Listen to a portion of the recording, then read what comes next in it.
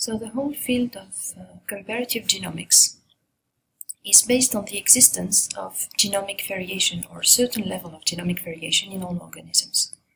So before starting to talk about comparative genomics and the methods associated to this field, I think we first have to have a look at the genomic variation that we could detect and that would be interesting to retrieve using comparative genomics. So let's first start with basic questions about genomic variation so that we can cover it all, or nearly all. So first thing to ask would be, why would a genomic variation be needed for an organism? When would these changes be beneficial for the organism? What are the changes that we could detect today, and how would we measure that? So first thing, why would a genome evolve? In fact, genome plasticity allows an organism to adapt to environmental changes in general, in order to find, for example, the best evolutionary path, in order to acquire virulence genes or enhance pathogenicity, acquire resistance to drugs, for example. And these are notions that are generally thought of when we talk about pathogens. But in general, for all organisms, this is, in order to increase the survival chances of members of a population, this is a notion that would be available for all organisms.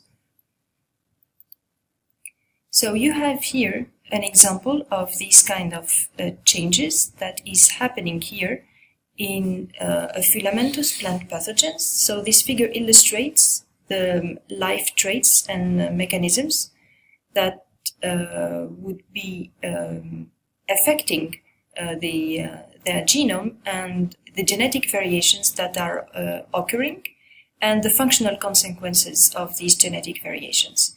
So different factors like mating, for example, or like different environmental induced factors can affect the genome of these species. And in fact, so we are talking about the pathogen that is here and that is living in a plant that is resistant to that pathogen because the pathogen is avirulent. And when it comes to mating or different kind of environmental factors, and these environmental factors affect the genome of this avirulent pathogen, then it could become a virulent pathogen. So if this is an evolution that would be beneficial for that pathogen, then it could acquire it, and then this would be conserved throughout its evolution in terms of novel character that is acquired. So this pathogen would become, in this case, fully pathogenic.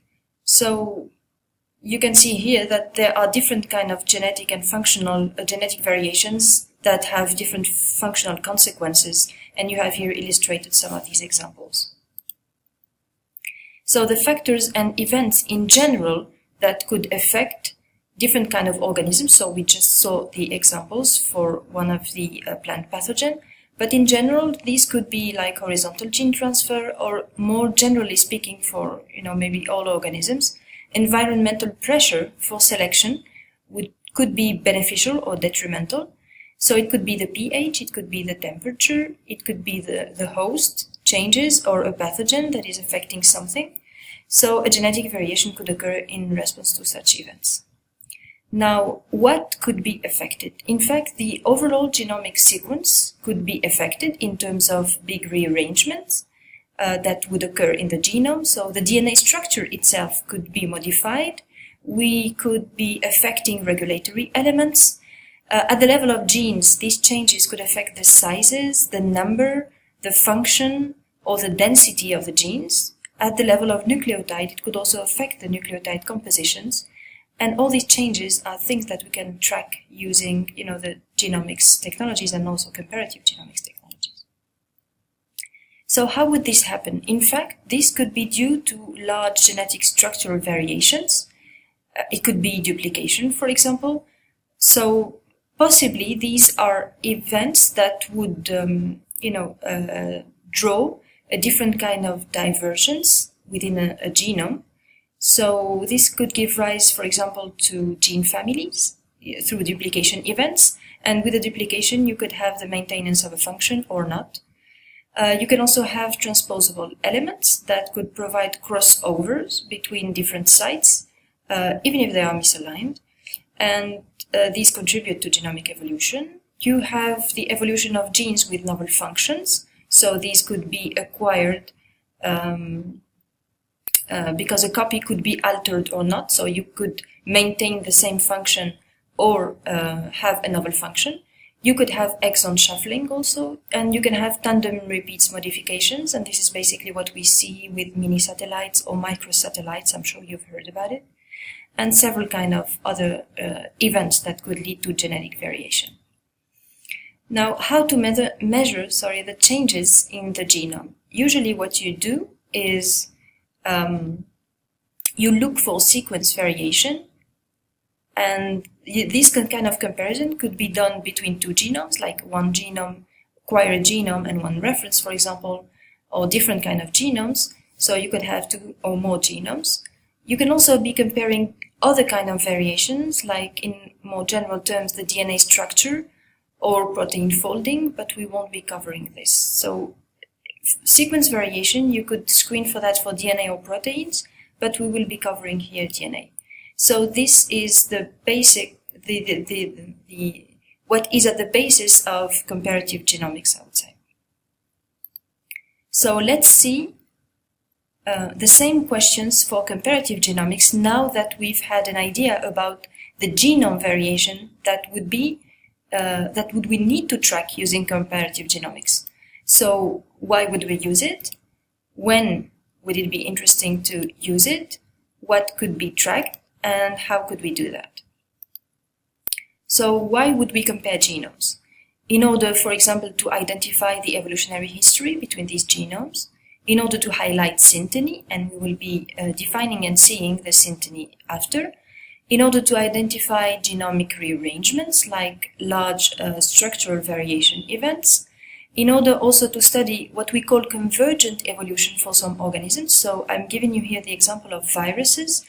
It's just because, in fact, different viral lineages can infect the same host, and this can be used to study these the convergent evolution, so the factors that are commonly influencing the evolution of these viruses. And this could be helpful for the viruses because they are often so different that you can only compare those that are closely related, the lineages that are closely related. So this could help. We would also compare genomes in order to understand, for example, disease outbreaks, in order to identify pathogenicity markers, drug targets, and we'll be seeing some examples of that. So this would be for whole genome. Now, why we would compare portions of genomes? So if you remember that little illustration I was giving you for session 1.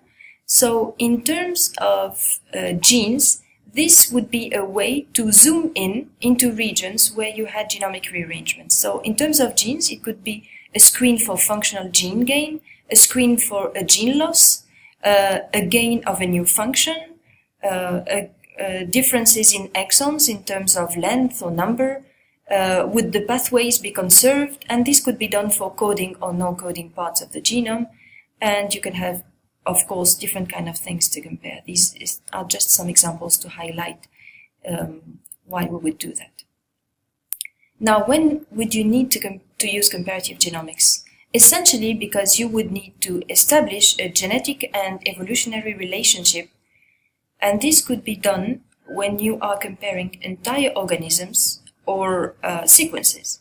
So always keep in mind that you can compare genomic features at different scales, a bigger one at the level of the whole genome and a smaller one at a smaller level, like for genes, for example. So this could be giving you an idea about these evolutionary relationships between organisms, genomes, sequences, or whatever. So what we generally compare are features of one genome to the features of another genome. That could be a reference, for example. So a genome is complex, so you really have to keep this in mind, and the genome is composed composed of different kind of elements that are regulatory, structural, and in fact, when we talk about genomic features that you can compare, these are in fact elements that could be compared between two or more genomes, and these are DNA structures, DNA sequences, for example, genes, regulatory elements, or wherever you could compare between the different possible features of a genome. So we will be mainly focusing, for the sake of time, of course, on methods to compare DNA sequences and genes. So these could be classified on, results or outputs that would be interpreted in terms of genomic structure, in terms of genomic function, and in terms of genomic evolution. So how would we do that? So basically we use a sequence alignment, and then based on phylogeny principle, we can compare these genomes. So this relies on one basic issue, is this that genome sequences have to be available, and of course at the highest possibly finished status. And this could be used to infer homology between genes, for example, when you have similar functions, etc. So in order to do that, we would compare sequences and come out with an output. And this could be used, for example, in order to infer knowledge from a complex genome to an unknown or less complex genome. And this could be, for example, what we do when we do annotation of gene functions. So this is done through algorithms and programs for the in silico part, and in vitro, we could be screening for these kind of changes. So in terms of molecular biology, I would say, using different kind of methodologies like FISH, like SCI or MFISH, and also CGH, that is called Comparative Genomic Hybridization. These are quite complex methods, and they can be used for example, to screen for damaged or inverted sequences or transposable elements or whatever you would like to compare between two genomes. And this is done, for example, in order to identify changes between a disease status and a normal status. So we will finish this part by highlighting, the keywords in comparative genomics.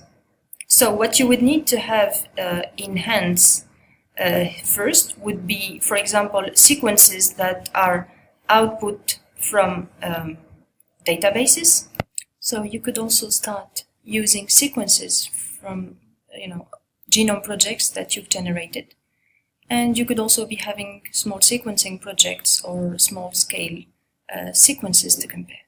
So once you collected the sequences of interest you have, what you would do is align these sequences to other sequences from databases or your sequences among each other.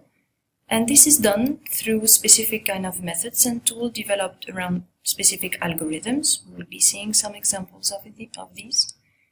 And what you would have at the end of this alignment, and that is rendered possible through these algorithms, are insights into the genomic evolution, the structure, and functions of genomes or portions of these genomes, like genes, as we saw. So these are the main key aspects, I would say, that we will be covering in the next part of this session, and we will be covering each of these parts separately.